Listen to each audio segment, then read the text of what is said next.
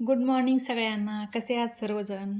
मस्त मजेत ना? आजही मी नेहमीप्रमाणे माझं आवरून घेतलं आणि त्यानंतरच मुलांना उठवलं.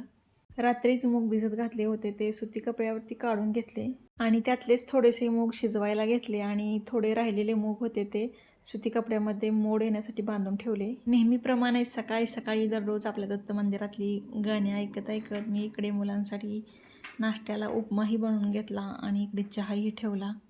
मुलांचा नाश्ता चालू आहे तोपर्यंत कणिक मळून घेतली आणि त्यानंतर मी मस्त असा निवांत चहा घेतला. कणिक थोड्या वेळ मस्त अशी भिजली की चपात्याही खूप छान होतात, त्यामुळे मी दररोज थोड्या वेळ कणिक मळून ठेवते आणि त्यानंतरच राहिलेली कामे आवरते. म्हणजे भिजली की छान मऊ अशा चपात्या होतात आणि अशाच मुलांना आवडतात. प्रत्येक घरामध्ये प्रत्येक स्त्रीची ना सकाळी सकाळी आपल्या कुटुंबासाठीची ही धावपळ चालूच असते आणि त्यातूनही आपल्या कुटुंबाला मिळालेला आनंद याचं समाधान काही वेगळंच असतं, हो की नाही? त्यानंतर सगळ्या चपात्या बनवून झाल्या की मी त्याच तव्यामध्ये तेल घालून जिरे, मोहरी, हळद आणि कट केलेला कांदा परतून घेतला आणि त्यामध्ये शिजवून ठेवलेले मूग व्यवस्थित असं मिक्स करून घेतलं.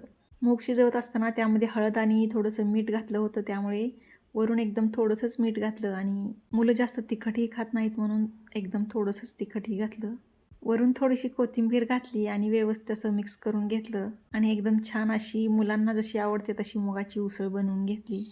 त्यानंतर मुलांचे डबे भरून दिले आणि मुलं स्कूलमध्ये गेल्यानंतर मी देवपूजा वगैरे आवरून घेतली आणि त्यानंतर इकडे रस्सा भाजीही बनवून घेतली. उन्हामुळे हल्ली मुलांचं स्कूल लवकर सुटतं, त्यामुळे आल्या आल्या मुलांना काहीतरी मुलांच्या आवडीचं पाहिजे असतं. त्यासाठी त्यांना सरप्राईज म्हणून आज शेवयाची खीर बनवून ठेवली. त्यानंतर राहिलेली सगळी कामे आवरून घेतली आणि मस्त असं टी व्ही बघत मीही जेवण केलं. चला तर मग भेटूया पुढच्या व्हिडिओमध्ये. तोपर्यंत बाय.